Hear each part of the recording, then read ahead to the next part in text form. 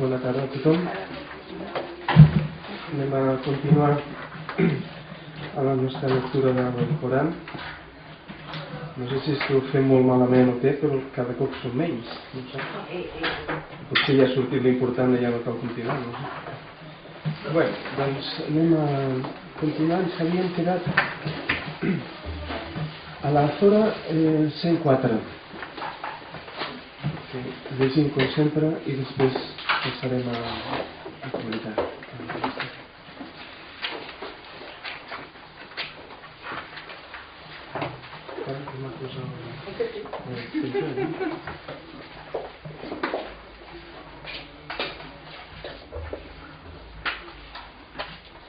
El difamador. Hay de todo aquel que difame, que critique, que amase Hacienda y la cuente una y otra vez, creyendo que su Hacienda le hará inmortal. No, será precipitado ciertamente en la Hutama. ¿Y cómo sabrás qué es la Hutama? El fuego de Dios encendido, que llega hasta las entrañas, se cerrará sobre ellos en extensas columnas.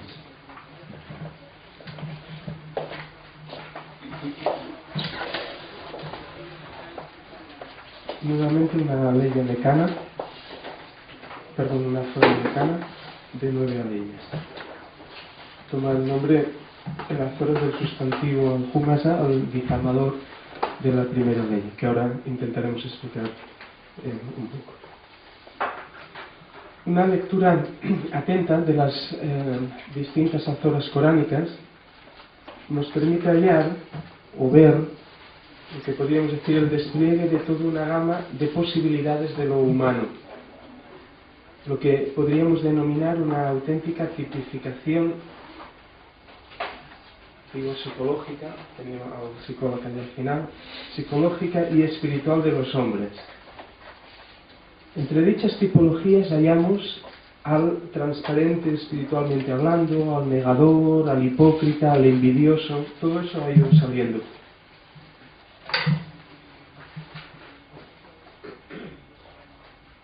Uno de los rasgos del profeta Mahoma, después heredado por los sufíes, fue justamente preconizar lo que podríamos decir un combate atroz contra el error y contra la pereza moral. Así, la calumnia, la difamación, la mentira, el falso testimonio son algunas de las graves deslealtades a la verdad que Mahoma primero y los místicos sufíes después denunciarán con un rigor tajante sin claudicar ni un ápice. Y es que, podríamos decir, no existe derecho superior a la verdad. La presente azora, por lo tanto, nos introduce una nueva tendencia humana: el difamador. El difamador al que se refiere la azora es, podríamos tipificarlo así, una personificación de la vileza, siendo por lo tanto la antítesis del mu'min, el creyente, el transparente, espiritualmente hablando, que ya hemos ido definiendo y hemos ido viendo a lo largo de las distintas azoras ya comentadas. El difamador descrito aquí es fundamentalmente, y eso quiere decir también la palabra, es un maquinador. Un maquinador que critica pero no da la cara, que es retorcido, que utiliza y manipula a otros, que espía hasta el punto que la curiosidad es en él una enfermedad. No es por lo tanto el gran calumniador con el cual se encuentra Mahoma y al que a veces se refiere el Corán. No, es alguien que difama parapetado en el anonimato o usando a otros. Es disimulado e indirecto en sus acusaciones porque es, y este es otro sinónimo de la palabra, es cobarde en definitiva. Hay por lo tanto de ese difamador que critica, que maquina. Pero para mí lo más curioso de la Zora tal vez sea el lazo que se establece entre difamación y avaricia en la segunda ley. Puesto que el difamador, que se describe aquí, es además de todo un avaro. Y es que la avidez y la avaricia son las compañeras inseparables de esa enfermedad llamada difamación. El difamador maquinador no tiene otro fin en la vida que el de apoderarse de cosas, ya sean espirituales, ya sean materiales, y de personas. Es un ladrón de afectos. Y aferrarse a ellas como si fueran a salvarlo de algo o a paliar su inseguridad. El difamador espera que las posesiones, ahí está, le den la firmeza existencial que justamente él no tiene en el abandono de sí mismo.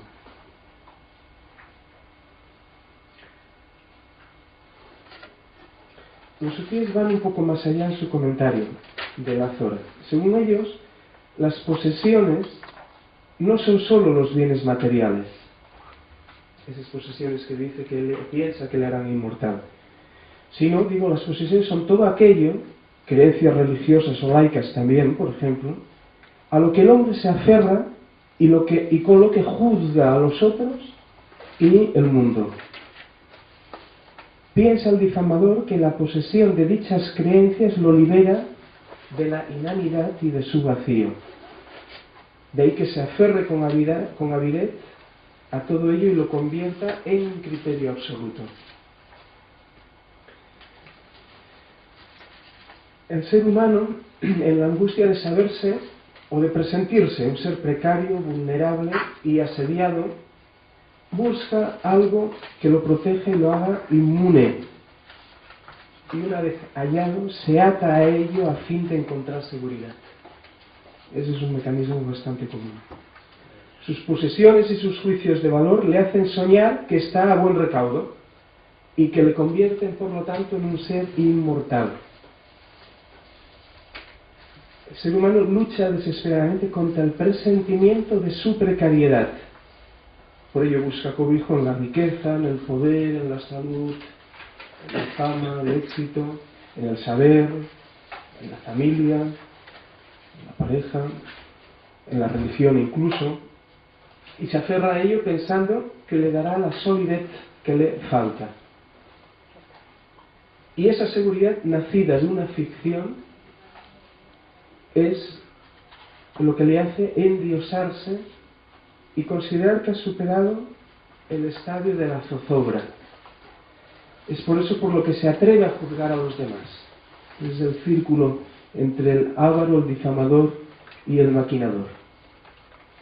Por eso se atreve a juzgar a los demás. Y nuevamente la respuesta del Corán, y tan coránica, es demoledora. No. Salud. No. Nada te va a librar de quemarte en un fuego abrasador. ¿Cuándo? Ahora. Para los que no poseen visión interior, estas descripciones del Corán pertenecen al futuro. Hablan de algo desconocido que vendrá. Para quien ya ha despertado de su sueño egoico, todo lo que narra el Corán es puro presente. Salud. Y resulta por consiguiente conocido. Es decir, uno tiene noticia por sí mismo de cuán abrasador es el fuego del que habla la Zora.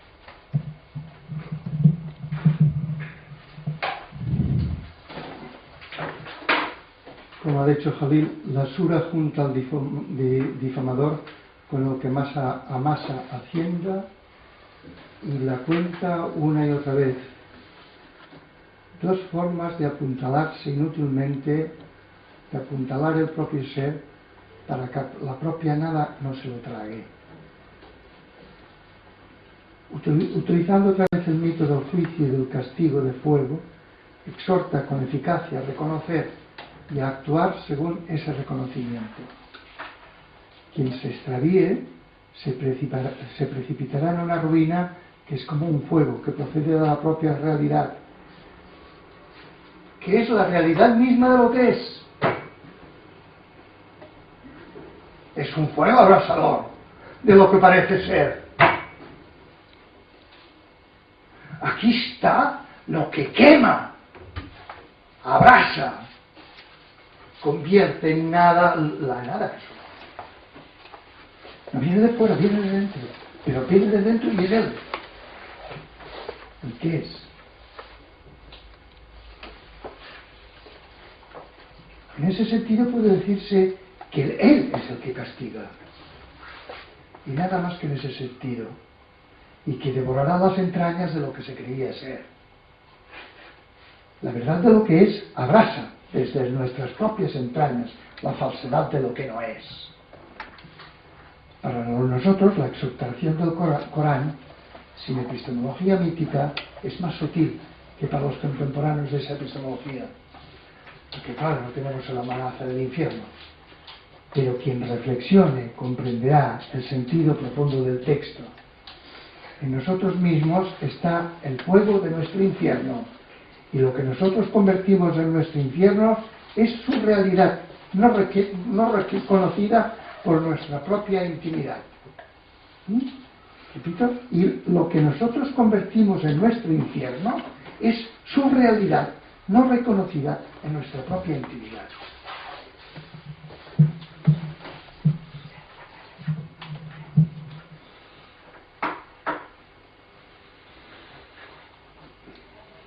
Vamos a proseguir ahora dando un salto hacia atrás a la Azora 50. La Azora 50. De esta Azora, un poco porque parece que no, pero estamos en la recta final, no del Corán, pero sí del seminario. Por lo tanto, no vamos a comentarla íntegramente, sino de la aleya 1 a 19 y después dos aleyas más sueltas, la 37 y la 45. Por lo tanto, leo estos fragmentos y por supuesto queda para trabajo personal quien quiera leerlo todo ello. Azora Qaf. Leo Qaf, por el glorioso Corán. Pero se asombran de que uno salido de ellos haya venido a advertirles. Y dicen los infieles, esto es algo asombroso. Es que cuando muramos y seamos tierra, es volver de lejos. Ya sabemos qué es lo que de ellos consume la tierra. Tenemos una escritura que conserva. Pero han desmentido la verdad cuando ha venido a ellos y se encuentran en un estado de confusión. ¿No ven el cielo que tienen encima? ¿Cómo lo hemos edificado y engalanado y no se ha agrietado? Hemos extendido la tierra, colocado en ella firmes montañas y hecho crecer en ella toda especie primorosa, como ilustración y amonestación, de paréntesis recuerdo, para todo siervo arrepentido. Hemos hecho bajar del cielo agua bendita, mediante la cual hacemos que crezcan jardines y el grano de la cosecha, esbeltas palmeras de apretados racimos, para sustento de los siervos. Y gracias a ella, devolvemos la vida a un país muerto. Así será la resurrección. Antes de ellos, ya habían desmentido el pueblo de Noé, los habitantes de Arrás, los tamudeos, los haditas, Faraón, los hermanos de Lot, los habitantes de la espesura y el pueblo de Tubba. Todos ellos desmintieron a los enviados y se cumplió mi amenaza. ¿Es que nos cansó la primera creación? Pues ellos dudan de una nueva creación. Sí, hemos creado al hombre. Sabemos lo que su mente le sugiere. Estamos más cerca de él que su misma vena yugular. Cuando los dos encargados de recoger recojan, sentados el uno a la derecha y el otro a la izquierda, no pronunciará ninguna palabra que no tenga siempre a su lado a un observador preparado. La agonía del moribundo traerá la verdad. Ahí tienes lo que rehuye.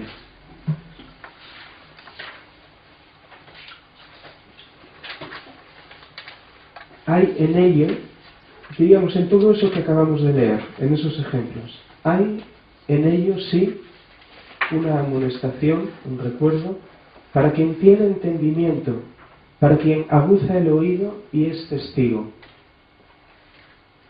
Sabemos bien lo que dice, no debes tú forzarles, amonesta, recuerda, más bien, por el Corán a quien tema mi amenaza.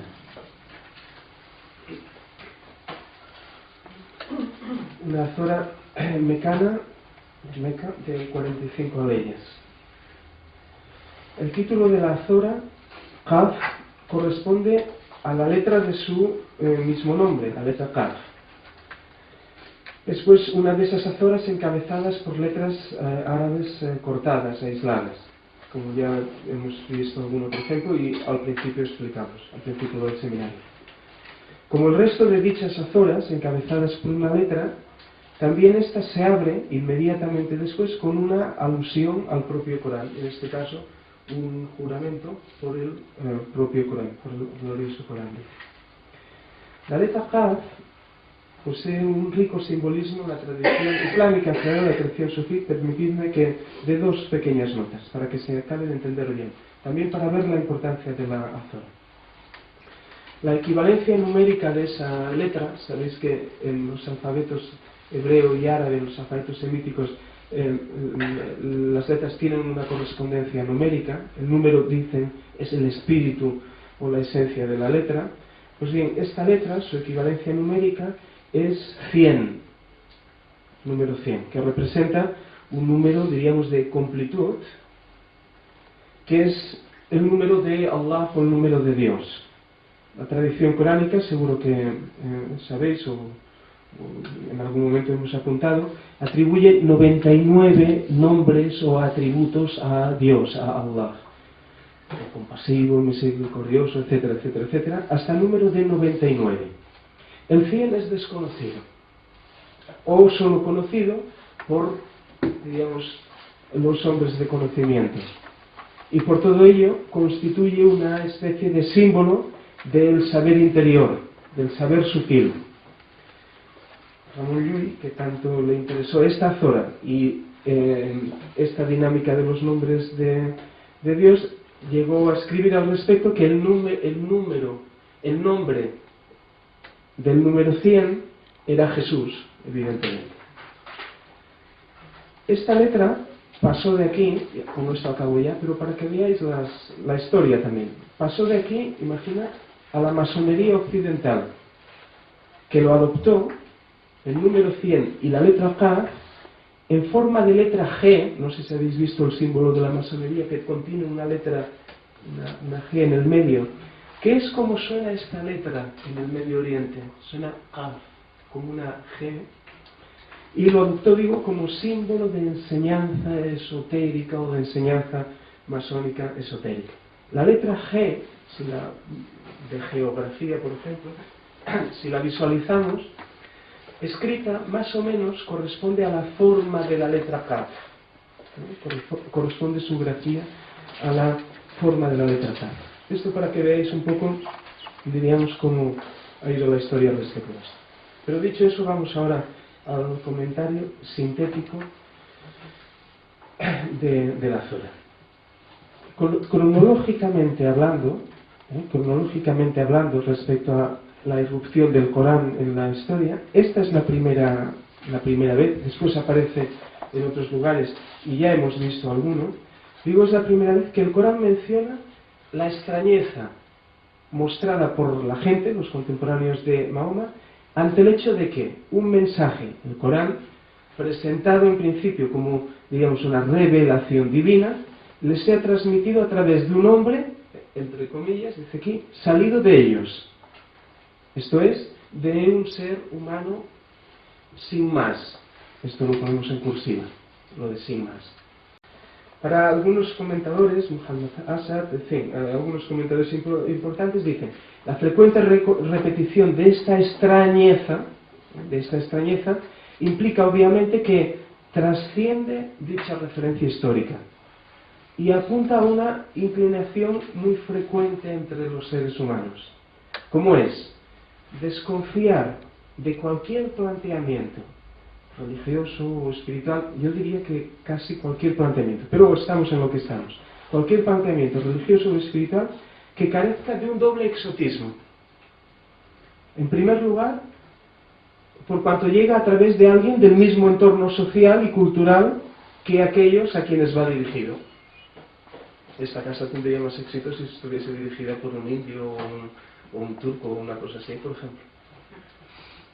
No, y es así. Y en segundo lugar, por cuanto el mensaje espiritual, en este caso el Corán, constituye fundamentalmente una llamada a la inteligencia que no exige pruebas sobrenaturales, ni apela a milagro extraordinario alguno para probar su origen divino.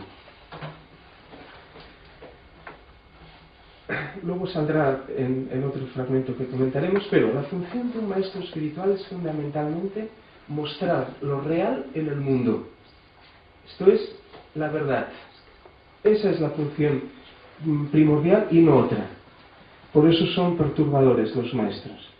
En el caso que nos ocupa de Mahoma, dicha mostración de lo real o de lo realmente verdadero y verdaderamente real es el Corán, sus intuiciones espirituales fundamentales. Pero, afirma el libro, hay quien, por razones bien diversas, ya sea por torpeza, por embrutecimiento, lo desmiente y vaga sumido en la confusión, que es consecuencia de la falta de visión y discernimiento. Y en esas estamos y así vivimos, dando por buena nuestra confusión, que nos impide darnos cuenta que la ceguera o la miopía, nuestra ceguera o nuestra miopía, o también el bizquear, ver doble donde hay uno, no son maneras de mirar, sino incapacidades de ver. Si el Evangelio es una buena nueva, y el año pasado lo vimos, y habría que publicarlo, ¿no, María Ángel? Digo, pues si el Evangelio es una buena nueva, el Corán es un recuerdo admonitorio. Por consiguiente, utiliza la reiteración y la repetición como recursos para insistir en las intuiciones espirituales fundamentales. Nuevamente alude al Corán a un tema axial, que es el de los signos de Dios, o ayat, que tanto son los prodigios de la naturaleza como los hechos culturales. Insiste en ello a fin de que el hombre reflexione, que se dé cuenta, que despierte y salga de su estado de confusión. Dicho de otro modo, llama al Corán a darse cuenta que todo cuanto existe en el universo, incluido el propio ser humano, es signo de Dios diciéndose a sí mismo, Dios diciéndose a sí mismo a través de todo. Decimos Dios mitológicamente hablando.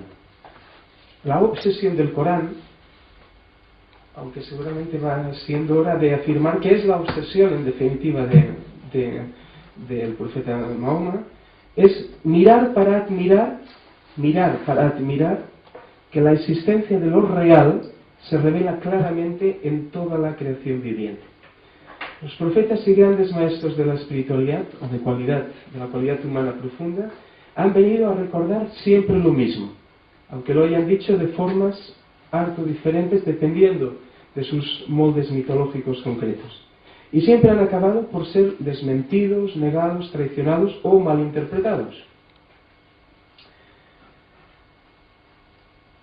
Algo hay también en la naturaleza humana según la cual el hombre común experimenta muy a menudo cierto resentimiento respecto al hombre de conocimiento. Y por lo tanto, y vuelta a empezar de nuevo, y un nuevo maestro. ello nos lleva a pensar que la situación o la condición humana no cambia jamás en realidad, o muy poco, de que los maestros hayan de apuntar siempre a lo mismo. La ley 16, que para sacar la forma gramatical en la cual está expresada, hemos creado al hombre. Este hemos figura que es Dios en primera persona quien habla. Digo, esta ley 16, que traducimos para modificar esa forma y que se entienda bien como Dios está más cerca nuestro que nuestra propia vena yugular, constituye uno de los pasajes, si se me permite, más bellos del Corán y al mismo tiempo más relevantes y reveladores. Dios no es un otro de nada. Dios es el palpitar de la vida en nosotros, que se dice en el latir del corazón. Todo nuestro corazón es Él, porque Él es todo, pero nuestro corazón no lo agota. Un hadith, sabéis, un aforismo sapiencial atribuido a Ali, padre del sufismo, en definitiva, dice así: quien se conoce a sí mismo, conoce a su Señor, o lo que es lo mismo, y ligándolo con la Aleya 16. Quien percibe el palpitar de su vena yugular y comprende lo que dice, lo conoce a Él, al que es, puesto que el hombre es el lugar teofánico, privilegiado, donde cielo y tierra se encuentran. Digo dos cosas de la ley 37 que merece la pena, creo yo, retraducirla de nuevo. Abro comillas. Ciertamente, en todo esto hay en verdad un recordatorio, el zikr, palabra talismánica en el sufismo islámico. Dice, un recordatorio para todo aquel que tiene cordura. 37. Hay en ello sí una amonestación para quien tiene entendimiento, para quien aguza el oído y es testigo, que da una buena descripción. Ciertamente en todo esto hay en verdad un recordamiento para todo aquel que tiene cordura. Esto es, que tiene cordura, ojo con la palabra, que tiene el cordis, el corazón despierto y es testigo de las cosas. Es decir, por vía filológica podemos llegar un poco a la esencia de la ley. Fijaos, la palabra latina cor, que la tenemos en nuestro catalán, al cor, al corazón, quiere decir corazón, sí, pero también razón, también capacidad intelectiva. Lo que viene a probar que en algún momento, en la época en la que se usaba dicha lengua, se supone, aún no existía esa escisión tan marcada entre corazón y capacidad intelectiva en el ser humano. Por lo tanto, yo utilizo esa palabra castellana cordura porque muestra ese doble sentido original. En resumen, el caminar interior es una llamada a la inteligencia, y es esta precisamente la mecha que enciende la pasión amorosa, la pasión en el camino. Y la 45, y ahí acabo, la ley 45, sabemos bien lo que dice: no debes tú forzarles, amonesta o recuerda más bien, etcétera, etcétera, etcétera. En síntesis, un maestro espiritual tiene como función, antes he dicho, mostrar lo real en el mundo y no solventar problemas específicos de índole práctica. Más concretamente, seguramente, los grandes maestros del Corán, se utiliza el lenguaje, los profetas, puede ayudar a los hombres a sacudirse la torpeza y el embrutecimiento, al tiempo que les conduce hacia su propio interior, sede del sí mismo verdadero, a fin de tener noticia de eso que tradicionalmente ha dado en llamarse el maestro interior. No es sino ese latir en la vena yugular, que es el auténtico guía en el camino. El maestro hace consciente en uno que el hombre es portador de un germen divino, pero será tarea de cada uno actualizarlo.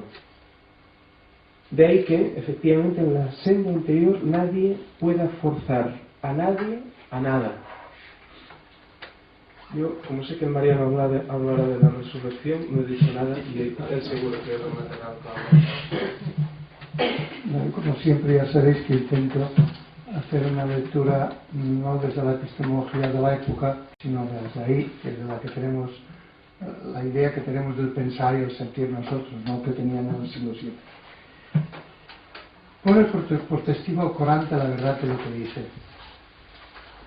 Los infieles, los que no reconocen, reconocen que los signos ponen en duda en uno salido de ellos, ponen en duda que uno salido de ellos pueda anunciar algo tan increíble como la resurrección. Desmienten la verdad que les llega y quedan confusos con respecto al profeta, porque si habían visto sabiduría, cuando dice esta cosa, pues quedan confusos. Eso ya le pasó también a Jesús.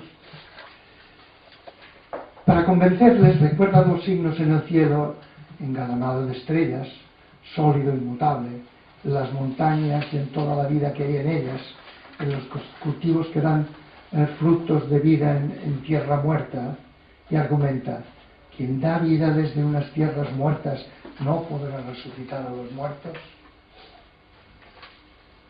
El Corán se expresa dentro de la epistemología mítica propia de su tiempo y la usa para que sus exhortaciones tengan más fuerza, y la tienen. Este tipo de exhortaciones y esta interpretación mítica del castigo divino y del premio divino ha sido un motor de la historia religiosa durante milenios, no solo en el Islam. La resurrección es lo que dicen las palabras del mito: vuelta a la vida de los muertos. Nosotros hemos de comprender el sentido de sus afirmaciones sin podernos someter a la epistemología mítica, aunque queramos. Lo que dice la resurrección, hay lo que dice la resurrección, pero no como el mito lo describe. Hay reasentamiento en el subsistente, del que jamás nos separamos, pero que no le reconocimos. Eso es la resurrección, que la viviremos cuando nos llegue como una segunda creación, pero no en otro mundo. Recuerda a los que no escucharon a los profetas y se arruinaron porque no creyeron que Dios no se cansó con la primera creación, que Dios recrea a los que le reconocen. Dios recrea a los que le reconocen. Este sería el sentido profundo de la segunda creación y de la resurrección. Él es la fuente, cuyo agua es el ser del hombre. Él está más cerca de cada hombre que su misma vena yugular. Están tan cerca que no les separa ninguna dualidad. Esta es la raíz de su resurrección para vida o para ruina. Si está tan cerca de él, es su misma raíz, y entre él y la raíz no hay ninguna dualidad, ¿cómo no va a haber resurrección si se reconoce? Resurrección para vida es reconocer, para ruina es negar. Él sabe todo lo que piensa y hace el hombre, y sus ángeles lo anotan para el día del juicio. Si Él es el que es, ¿cómo no va a saber lo que piensa y hace el hombre? La muerte trae a cada uno lo que pretendía huir, la verdad de lo que es y la falsedad de lo que solo parecía ser. La ruina de las personas y de los pueblos es una amonestación para quienes reflexionan, para quienes agudizan su mente y sus sentidos y son testigos de lo que es y no de lo que parece ser. Aunque sabemos cómo los necios yerran, la revelación no debe imponerse forzada. Pero ¿cómo se va a imponer forzado el reconocimiento? El profeta no debe imponer, sino amonestar con la revelación a quienes puedan comprender la ruina que pueden correr, no como venida de fuera. La creencia se puede imponer. La primera generación puede decir creer, pero las generaciones que le seguirán creerán, porque tendrán que integrarse en los patrones colectivos. Este ha sido un procedimiento habitual de las religiones en el pasado, tanto la cristiana como la musulmana, imponer por la fuerza. La primera generación y la segunda y la tercera ya tienen que adaptarse y a creer. Pero esto no es el reconocimiento, esto no es nada. Es decir, es una ideología colectiva, que no es poco. Pero ¿cómo imponer el reconocimiento interior de los signos? ¿Cómo se puede imponer el conocimiento interior de los signos? La sutilidad del conocimiento silencioso no se puede imponer en absoluto, solo se puede producir en el seno de la más absoluta libertad.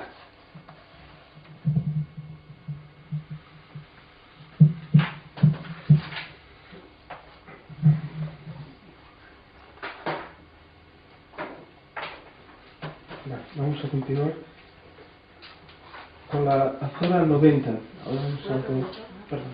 Una pregunta corta. ¿Cómo puede ser que los que no reconocen no resuciten si son él? Sí que resucitan. Bueno, sí resucitan. La resurrección es una imagen. Bueno, Es una imagen de que tú creías que eres tú y de pronto te dices, Bautista, pero si soy él. Eso es como renacer, eso es como recreación, por usar también metáfora. En realidad es desaparecer. Es desaparecer. es perder importancia. No, es más que perder importancia. Es darte cuenta que tú solo eres él. Tú desapareces. Esa es la nueva la resurrección.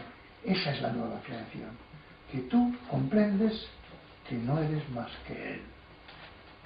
Que eres una forma de él y nada más. Hay dos posibilidades: que tú reconozcas y renaces, te asientas en lo único que es subsistente, o bien no reconoces y te quedas en tu nada. Y tu nada se te lleva. En realidad no se lleva nada. Aunque sea nada, continúa siendo él. Sí, por eso te Yo no me digo, doy cuenta, pero por eso te digo que en realidad no se lleva nada. Pero tú has vivido en un infierno y dejas infierno detrás tuyo. Eres como los incendiarios que van a las casas de paja y prenden fuego. Tú no has reconocido, te has creído ser, te has transmitido el convencimiento de que somos. Y eso es el infierno. ¿Por qué es el infierno? Porque es creerse ser. Es la lucha interna profunda entre creerse ser, querer ser y no ser. Y no ser. Y estarte cayendo siempre. Retener agua en el cuenco de las manos, y si está cayendo y poner las manos, ya puedes ponerlas como quieres, se te cae. Eso es el infierno. Eso es el infierno.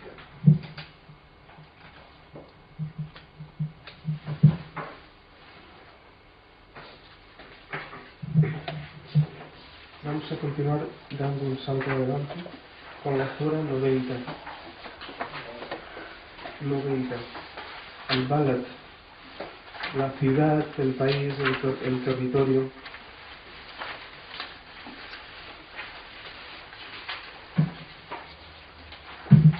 No, juro por esta ciudad en la que estás avecindado, por todo Padre y lo que ha engendrado. Hemos creado al hombre en aflicción. ¿Cree que nadie podrá contra él? Dice, he consumido una hacienda considerable. ¿Cree que nadie le ha visto? ¿No le hemos dado 2 ojos, una lengua y 2 labios? ¿No le hemos mostrado las 2 vías? Pues nunca se ha puesto a subir la cuesta, la montaña. ¿Y cómo sabrás qué es la cuesta, la montaña? Es manumitir a un esclavo, alimentar en tiempo de hambre a un pariente próximo huérfano, a un pobre en la miseria. Es también formar parte de los que creen, de los que se recomiendan mutuamente la paciencia y la misericordia. esos son los de la derecha. En cambio, los que no creen en nuestros signos, esos son los de la izquierda. Se cerrará un fuego sobre ellos. No parlant termes polítics. Brevísima aleya mecana que contiene varios temas esenciales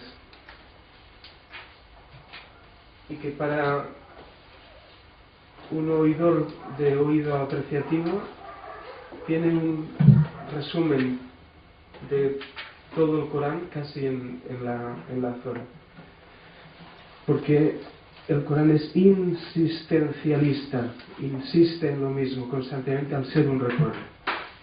El arranque de la Zora es ya toda una declaración de intenciones. Encabeza el pasaje la partícula negativa la, no, que viene a explicitar el estilo y el carácter rotundo del Corán. Hay fuerza en la expresión. Al fin y al cabo, el Corán es un recuerdo, he dicho antes, admonitorio. Esto es un recordatorio y un aviso. Esto es lo que hay, tú mismo. Es algo así como si el libro nos dijese, basta ya. El Corán es una invitación y una sacudida. Una invitación a despertar y a ponernos en marcha, porque ha llegado la hora.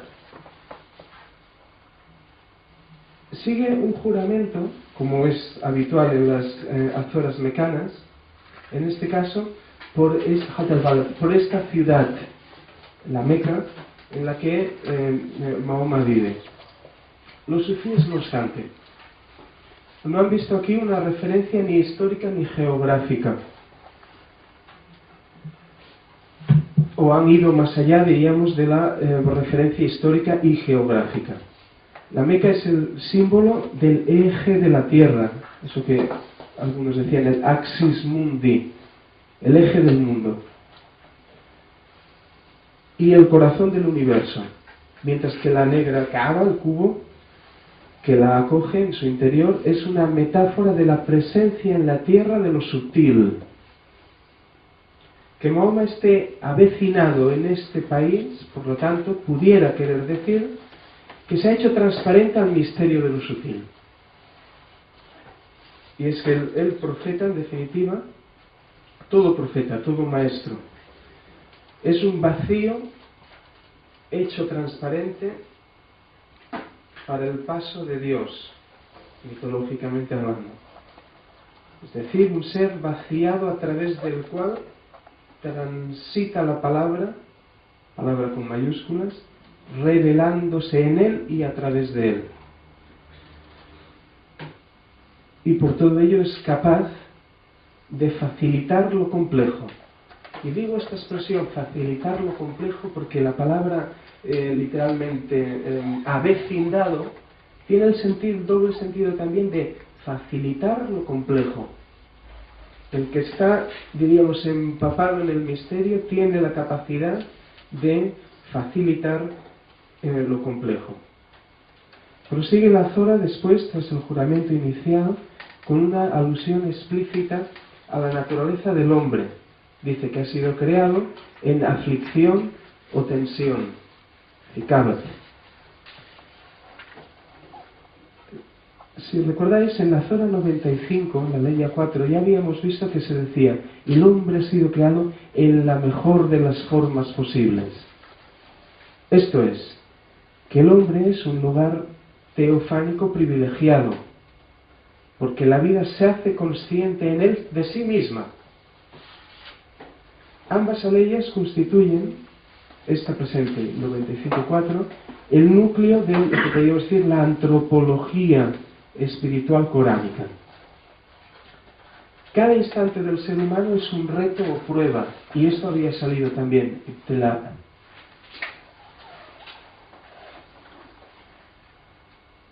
Por consiguiente, en la vida del ser humano deviene una secuencia de tensiones, desde el instante preciso en que el espermatozoide fecunda al óvulo, hasta la muerte final. Por lo tanto, vivir es permanecer en tensión, que es un equilibrio amenazado.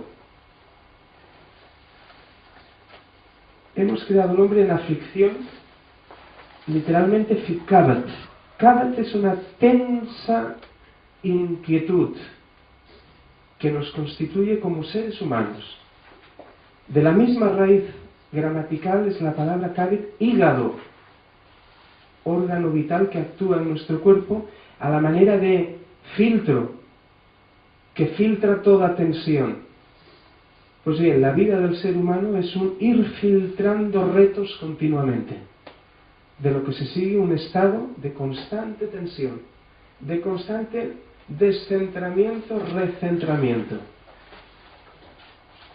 Así pues, en la Kaaba, donde yo cubico, de cada hombre y mujer, en su corazón, en su sí mismo profundo, reside un desafío, que es un constituyente humano.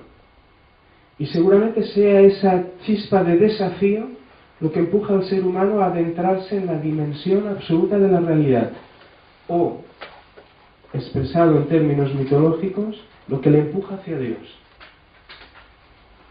A continuación, se enumeran 4 rasgos que caracterizan al ser humano, yo me atrevería a decir, en su torpeza. La arrogancia nacida del olvido de lo que realmente uno es. Esto es un tema fundamental en el Corán. La arrogancia nacida del olvido de lo que realmente uno es, y por consiguiente de creerse algo y alguien.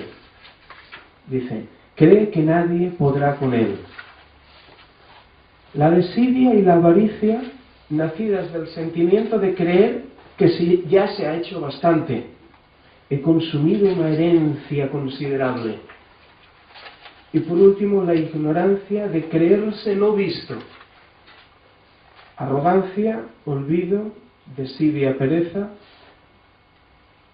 avaricia e ignorancia, que son obstáculos que impiden ver las cosas tal como son, velos de nuestro ego que nos impiden ver que solo Él es.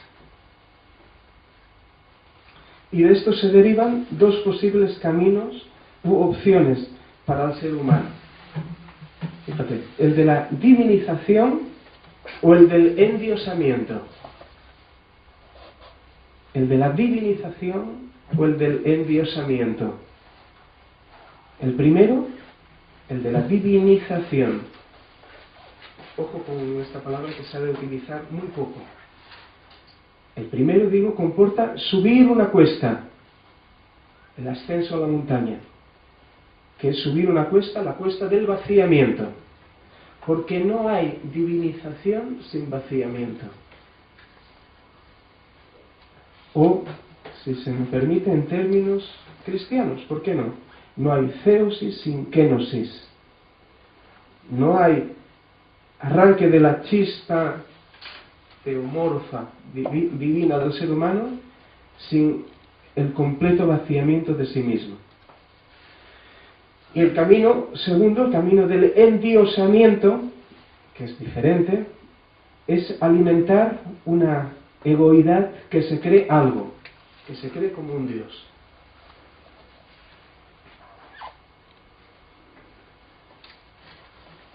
Diríamos pues, el ignorante desvía la atención natural del ser humano no hacia la búsqueda de la verdad, no hacia su vaciamiento, sino hacia la consecución del éxito y engrandecimiento del propio ego.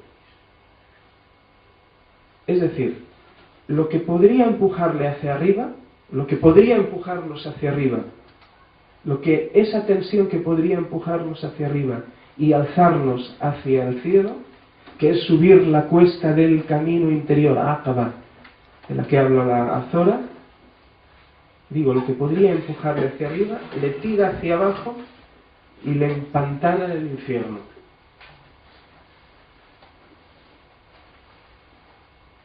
Y el último fragmento, que es muy importante.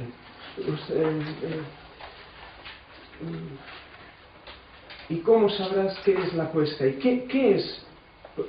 cuál es la esencia del camino interior, por lo tanto?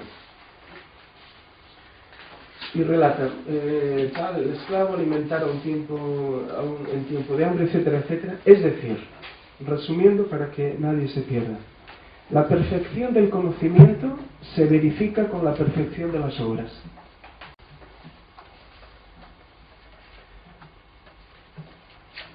Intuición casi me atrevería a decir que irrevocable. La perfección del conocimiento se verifica con la perfección de las obras. Y ahí una de las intuiciones espirituales fundamentales del Corán y de, me atrevería a decir, la espiritualidad con mayúsculas, que ya hemos visto también el año pasado en el Evangelio, por ejemplo. Estar con Dios, mitológicamente hablando, es estar con los hombres. En resumen, vivir en el recuerdo, reconocimiento que decía antes a María, y presencia, utilizo una palabra técnica, de la Rahma, de la fuerza creadora de Él, comporta un obrar amoroso y solidario en el mundo, a favor de la vida, la paz y la justicia. Esos son los de la derecha, que es casi como si hubiesen nacido otra vida. El resto son los de la izquierda, los de la confusión, que están muertos. Que están muertos. Esto puede sonar un poco ampuloso, pero lo digo así. Que están muertos, pero no como los muertos, sino como los vivos, que es peor aún.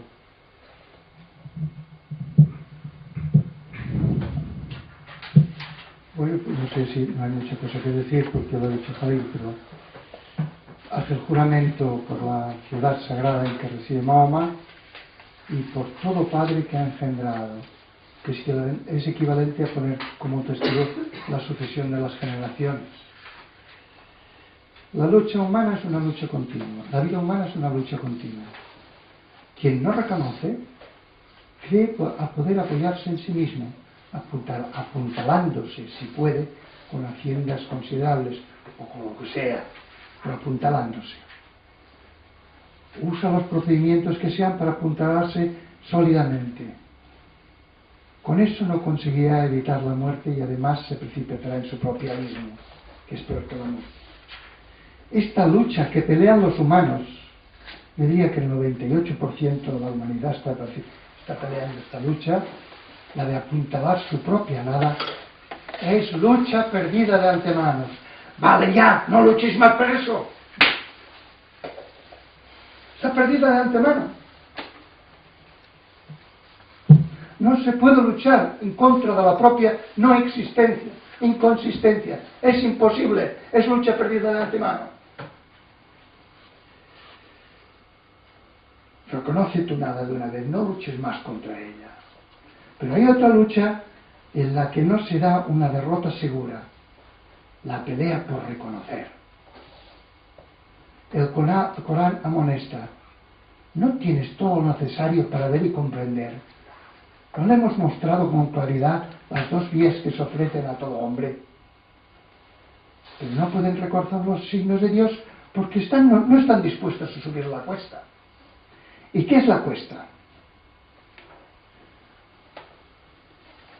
Esto me lo he apuntado aquí para recitarles en algún momento esta sura a nuestros amigos sudamericanos. Yo lo pensaba que dices.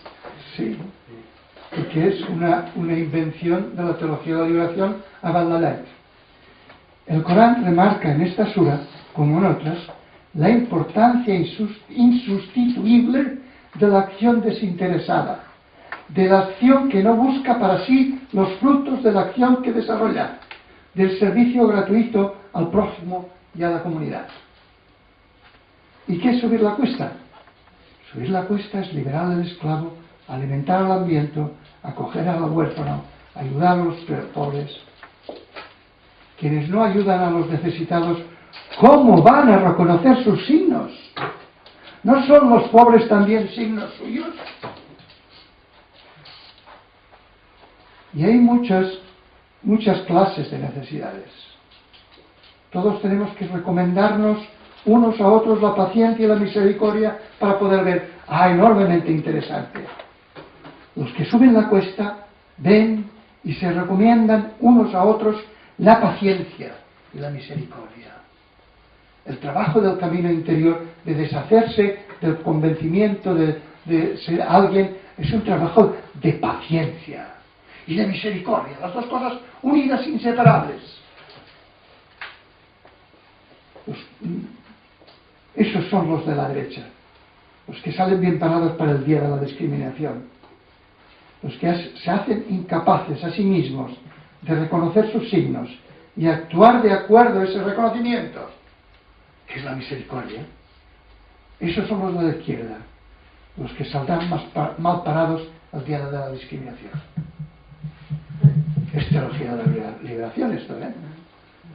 Pura y dura. ¿Puedes explicar misericordia? Misericordia en el sentido de que tu corazón está con su corazón. Bien, cordia. Sí. Que te apiadas, que sientes con su sentir, y por tanto, si está mísero y pobre y tal, pues tú no tienes más remedio que volcarte contra tus fuerzas, porque resulta que es él, que eres tú mismo. Ese es el sentido profundo de amar al prójimo como a ti mismo. Que somos lo mismo. Claro. Mientras yo era un sujeto a él, un sujeto y otro, el amar al prójimo será un acto voluntarioso. Y el amor y la voluntariedad no casan bien. En cambio, cuando yo le reconozco a él, entonces me tiro de todas, ¿no? Porque además sé qué es lo que es, y yo soy eso, y tú y yo no somos dos. Por tanto, el trabajo interior es cuestión de paciencia, dale que te pego, dale que te pego, dale que te pego, y misericordia. Actuar gratis. Así se mata el ego más furibundo.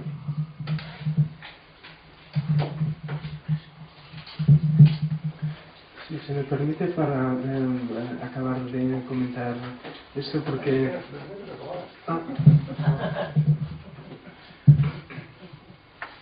Que no quede nada. Que no se quede nada por decir.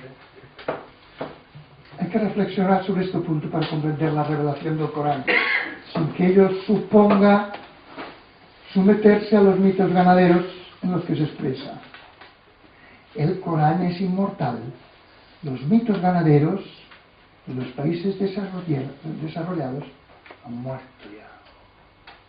No hay que confundir una cosa con otra. No hay que ligar una cosa con otra.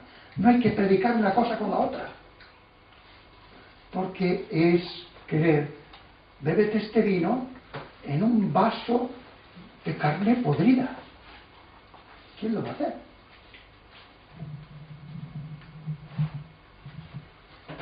Ahora sí, respecto a la palabra misericordia.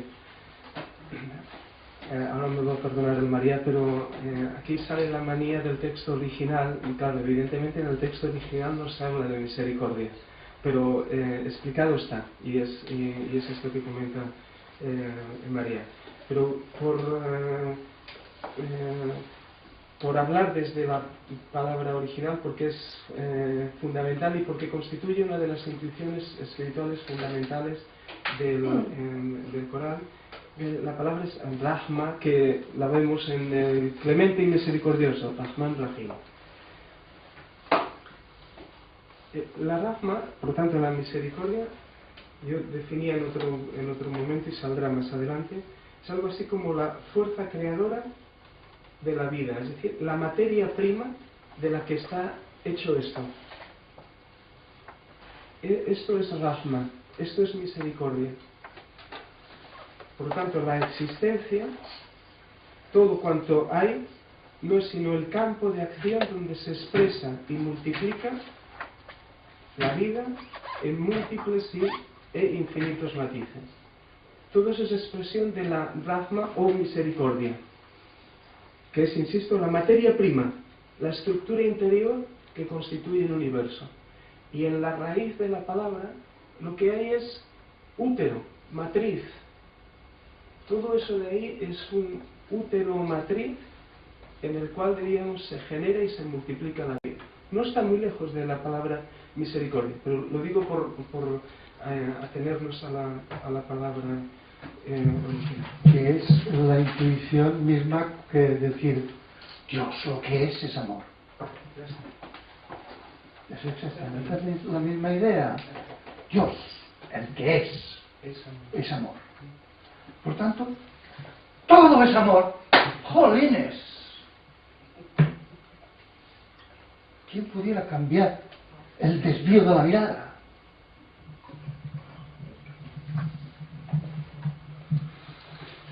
Pues esta es una muy buena definición también de Rafa, efectivamente, que Dios es, que todo es amor. Bueno, vamos a iniciar el último tramo de la sesión, que va a ser un poco más fragmentario, porque vamos a ir a la Azora 41. Nos vais a disculpar, y a mí en concreto, por haber elegido este procedimiento ya de recta final, porque de la Azora 41 pues solo vamos a comentar de la ley 33 a 34, la 37 a 40 y la 53. Un procedimiento un poco especial, pero el tiempo es el que es y tenemos que hacer una pequeña síntesis. Por lo tanto, de la Azora 41, que aquí dice: han sido explicadas detalladamente, expuestas con claridad. ¿Qué ha sido explicado detalladamente o expuesto con claridad? Las intuiciones espirituales que contiene el Corán. Pero nos vamos directamente a la 33 y 34 y queda para nosotros leer en casa. Por lo tanto, in media res, que se dice, al medio de la cosa. ¿Quién hay, pues, que hable mejor que quien llama a Dios, obra bien y dice: soy de los que se someten a Dios? No es igual obrar bien y obrar mal. Repele con lo que sea mejor. Y he aquí que aquel de quien te separe la enemistad se convertirá en amigo ferviente. 37. Entre sus signos figuran la noche y el día, el sol y la luna. No os prosternéis ante el sol ni ante la luna, prosternaos ante Dios, que los ha creado. Si es a Él a quien servís. Si se muestran altivos, en cambio, quienes están junto a tu Señor, le glorifican incansables noche y día. Ves entre sus signos que la tierra está seca, luego se reanima y reverdece cuando hacemos llover sobre ella. En verdad, quien la vivifica puede también vivificar a los muertos. Es omnipotente. Los que niegan nuestros signos no pueden ocultarse a nosotros. ¿Qué es mejor, ser arrojado al fuego o venir en seguridad el día de la resurrección? Haced lo que queráis. Él ve bien lo que hacéis. Y paso a la 53, que es la que cierra. Casi. Les mostraremos nuestros signos fuera y dentro de sí mismos, hasta que vean claramente que es la verdad. ¿Es que no basta que tu Señor sea testigo de todo?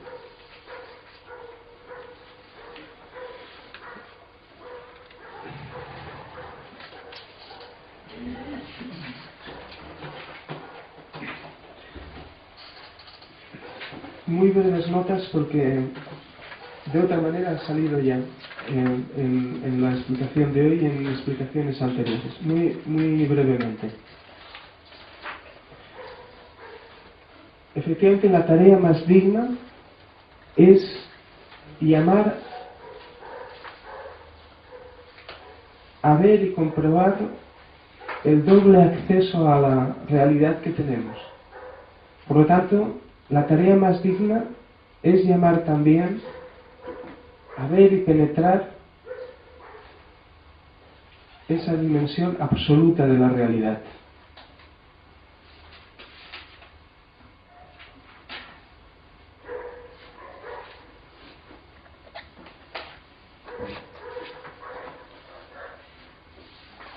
Nuevamente, por decirlo así, creer y hacer, o entregarse y hacer. Y dice, soy de los que se someten a Dios. Reitero un comentario que ya hice a Zoras y a leyes anteriores. Soy de los que se someten a Dios, literalmente está diciendo soy musulmán. Literalmente en el texto aparece soy musulmán, por lo tanto, alguien entregado confiadamente a Él. También en su momento yo dije que prefiero traducir someter por entregarse a.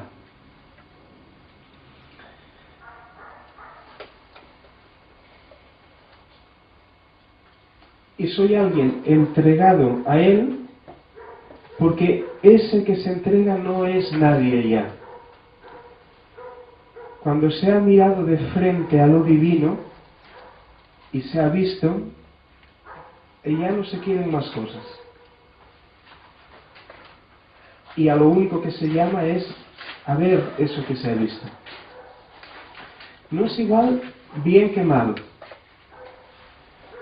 Que es otra forma de decir que todo profeta y todo maestro ha venido a traer una discriminación, a discriminar entre arriba y abajo, entre bien y mal. Es decir, ha venido a poner una luz. Esto en un instante como el nuestro de desmantelación axiológica brutal, esta capacidad de discriminación creo que es de una necesidad imperiosa. Todos son sus signos, el resto de aleyas, pero nada le agota. El sol y la noche, el sol, la luna, tal, pero no os posternéis ante el sol ni ante la luna. Es decir, quien ve el sol y lo ve a él, ve realmente el sol.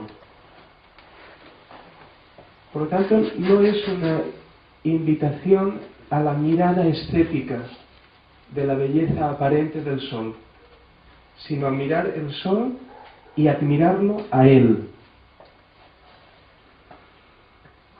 Por consiguiente, y se reitera nuevamente e insiste nuevamente, y por lo tanto creo que no hay que dar mucha más explicación, una llamada nuevamente a ver, una llamada nuevamente una cría a la inteligencia, no a la fe ni al sentimentalismo, sino a ver, a mirar para admirar.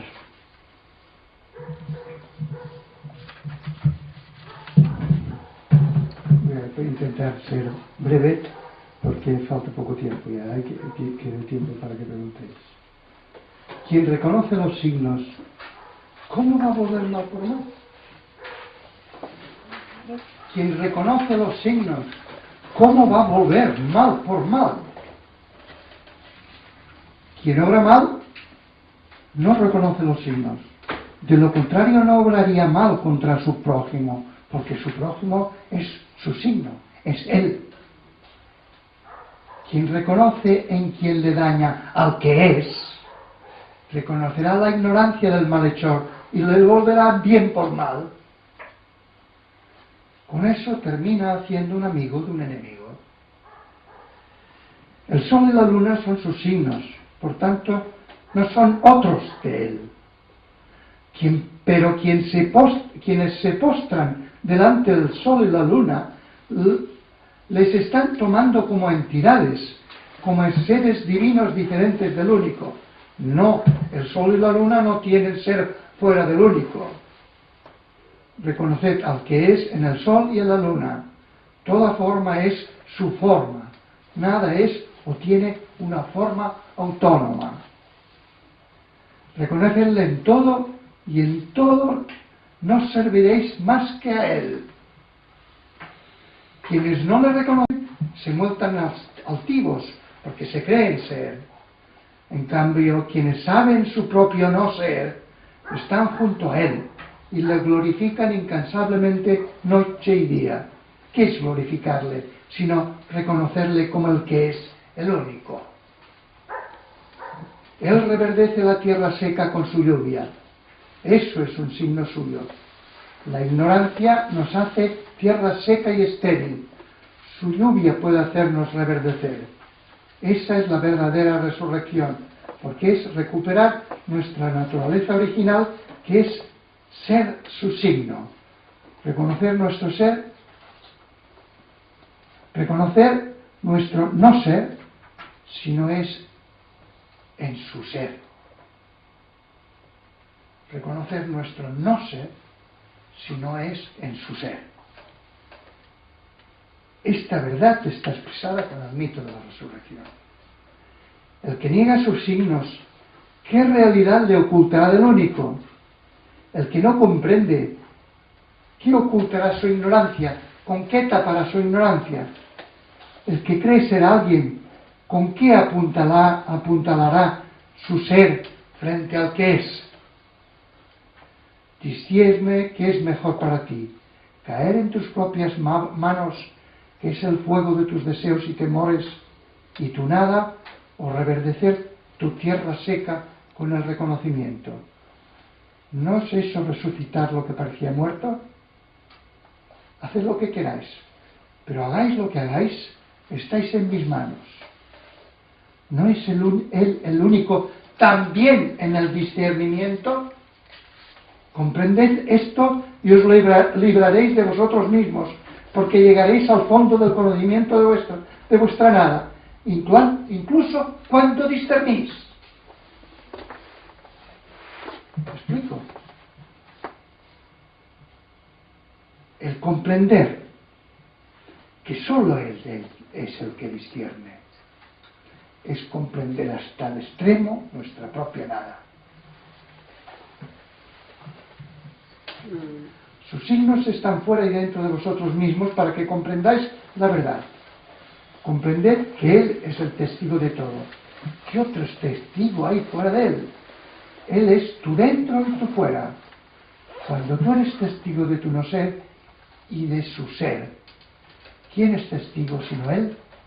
¿Sois dos, acaso? Pots repetir lo del discernimiento? La propia nada, eso no he pillado, Sí. Que uno,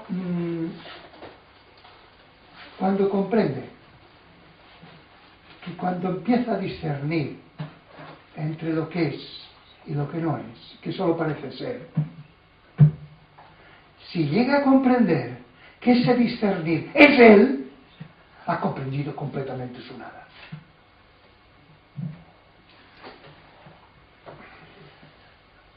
Esto es lo que afirma la predestinación. Está dicho de otra manera, pero es la misma idea. Cuando tú te aproximas a la sabiduría y empiezas a decir ahora, y te das cuenta, tía, pero si es Él, entonces has comprendido hasta el final tu nada. O dicho en términos de la teología medieval cristiana, cuando tú actúas bien, Él actúa bien en ti, no tú. Si tú comprendes eso, has comprendido la radicalidad de tu nada, porque no tienes ni libertad para actuar bien. No eres nadie, solo Él es. Todo lo demás parece ser, pero no es.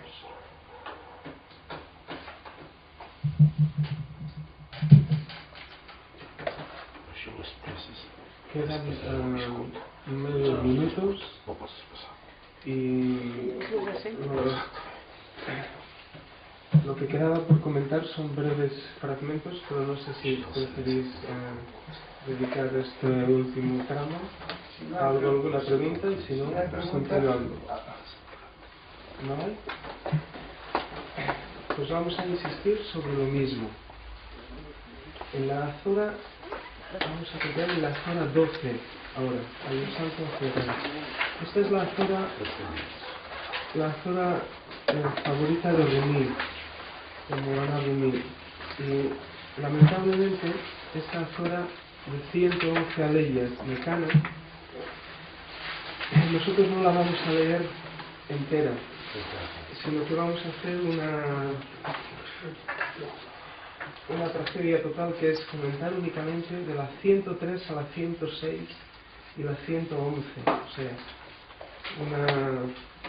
un desguace, despiezamiento total. Pero insisto, queda para vosotros el resto. De todas maneras, como introducción y contexto que hacemos siempre, la Azora 12, que lleva por título Yusuf o José, el José de Egipto es el José bíblico, narra su historia, y narra una historia de amor, narra la historia de amor de José. José, en la tradición espiritual islámica y en el sufismo islámico, es el epítome, es el símbolo de la belleza, o de él mostrándose a través de la belleza humana. Durante tiempo se consideró si la Azora 12 o no formaba parte del corpus del Corán. ¿Cómo es posible que en un texto, entre comillas, seguramente los moralistas, los teólogos moralistas de primera época debieron de considerar, cómo es posible que en un texto de revelación, de un texto divino, un texto por lo tanto religioso, etcétera, etcétera, contenga una historia de amor, y una historia de amor en algunos momentos de tono subido? ¿Cómo es posible que eso esté en el texto? Pero afortunadamente tenemos esa Azora por lo que parece completa. Pero nosotros insistimos, vamos a leer de la 103, que dice rápidamente, a la 106. La mayoría de los hombres, a pesar de tu celo, se refiere al profeta Muhammad, a Mahoma, la mayoría de los hombres, a pesar de tu celo, no creen. Y tú no les pides un salario a cambio.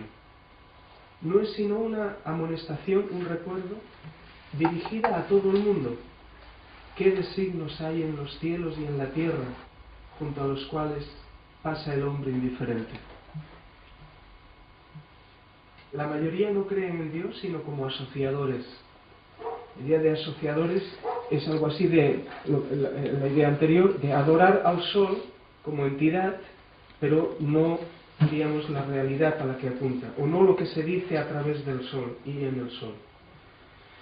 Y por último, la 111, hay en sus historias, en las historias del Corán, porque acaba de narrar la historia de José, su historia de amor, etcétera, etcétera, hay en sus historias motivo de reflexión para los dotados de intelecto. No es un relato inventado, sino confirmación de los mensajes anteriores, explicación detallada de todo, dirección y misericordia para gente que cree. El cree que aquí menciona es para aquel que es permeable a lo sutil, no creer de creencia. Muy rápidamente, porque preferiría que el María, que quizás la próxima sesión me parece que no está, ahora que hable más que la próxima sesión. Me parece. Una apelación nuevamente constante a la meditación, la reflexión a través de la inteligencia, a fin de saltar desde ella a la dimensión absoluta de la realidad.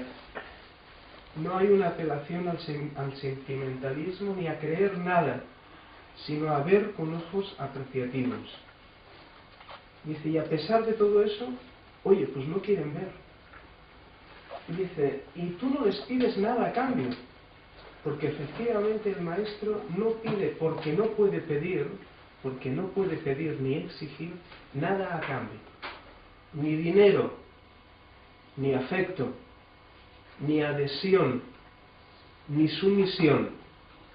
Porque adherirse incondicionalmente a alguien podría convertirse en un pretexto para no pensar, para no ver. Por lo tanto, dice y muestra encarecidamente, porque lo siente como propio, pero nada más puede hacer. Solo desea tu despertar, porque actúa desde el puro amor, pero tu despertar efectivamente es cosa tuya. La idea de confirmación de mensajes anteriores de dirección y misericordia que se ha dicho anteriormente. Confirmación de mensajes anteriores. En definitiva, el maestro y los maestros, ya hemos dicho antes, y en eso parece que la condición y la situación humana no cambie demasiado, cambie, pero remarcamos, no cambia demasiado parece, han de venir a decir lo mismo y lo de siempre, de forma diferente y con símbolos diferentes, pero en definitiva apuntando hacia lo mismo. Y lo mismo es que verse a sí mismo en ninguna parte es ver a Dios en todas partes.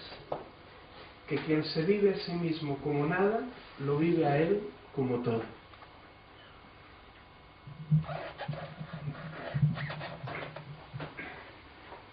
Quiere decir que la mayoría de los hombres están tan ocupados, hasta tal punto en sus cosas, las consideran tan importantes, que no tienen ni tiempo de escuchar a los sabios y profetas, reflexionar y comprender. El celo de los sabios y profetas, por más grande que sea, siempre topa con ese obstáculo, el mayor de todos. Los hombres no tienen tiempo para escuchar y reflexionar. El segundo gran obstáculo es el miedo a sacar los pies del propio ego y a encontrarse con el vacío. Escuchar a los sabios y profetas supone tener que enfrentarse con ese miedo. No escuchan a pesar de que los sabios y profetas no piden salario alguno, a cambio del mayor de los dones que se puede hacer a los hombres. Los sabios y profetas son solo una amonestación dirigida a todo el mundo. Qué pocos escuchan esa amonestación. Y los que creen, esto es muy interesante, y los que creen lo hacen como asociadores, es decir, creen que Dios es y que ellos también. Asocian su propio ser al ser de Dios. Esos ni se conocen a sí mismos ni conocen lo que es. Las consecuencias que se siguen de no reconocer al que es en sus signos es también un signo claro para los que sepan reflexionar. El mensaje de todos los sabios y profetas no se lo inventan ellos, no es más que la confirmación de la vieja enseñanza de todos los sabios y profetas anteriores, de milenios anteriores. Los sabios lo explican con todo el detalle y su enseñanza es dirección y misericordia para los que reflexionan. Es el mensaje de siempre, vuelto a explicar de nuevo con detalle, como acto de misericordia, a cambio de nada, porque ven en todo a Él.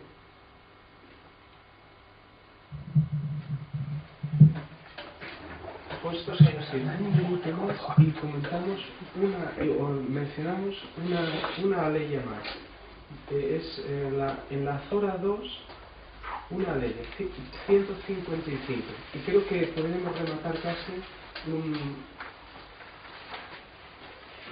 un tema o una intuición. En la Zora número 2, que es larguísima, hallamos una aleya. ¿Qué he dicho? Sí, 255. Sí. Rápido.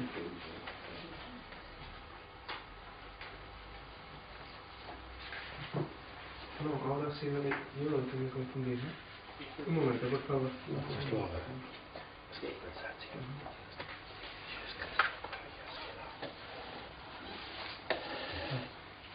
No era la que quería comentar.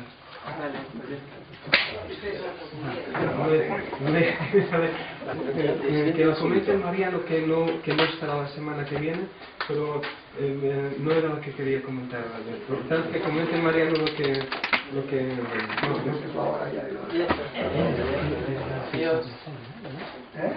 eso es avanzado. Sí. Vamos a probaros con algo de miedo, de hambre, de pérdida de vuestra hacienda, de vuestra vida, de vuestros frutos. Pero anuncia buenas nuevas a los que tienen paciencia. La ley ya está concebida mitológicamente. Un Dios que prueba a los hombres con males, les dice que si tienen paciencia y soportan las pruebas con confianza, recibirán la buena nueva. La buena nueva es que le verán en todo, lo bueno y lo malo. Este mismo pensamiento puede expresarse sin el aparato mítico. Acepta la realidad tal cual viene, buena o mala.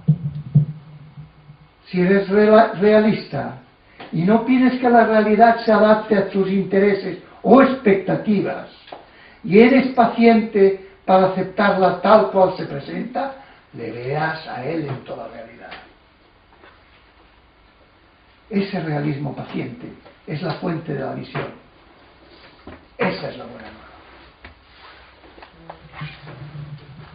Perdonad el despiste, pero era 115. 2.115. Que no la vamos a comentar, pero sí la vamos a leer. De Dios son el oriente y el occidente. A donde quiera que os volváis, allí está su faz. Dios es inmenso, es omnisciente.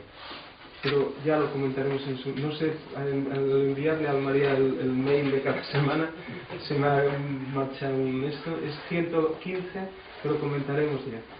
Es la ley que justifica, por ejemplo, Rumi, su giro. Allá donde gires, allá donde te vuelvas, verás únicamente su faz, que venía a culminar un poco toda la idea de los signos que hemos ido viendo, pero lamentablemente me he equivocado en ese número y quedará para la próxima sesión.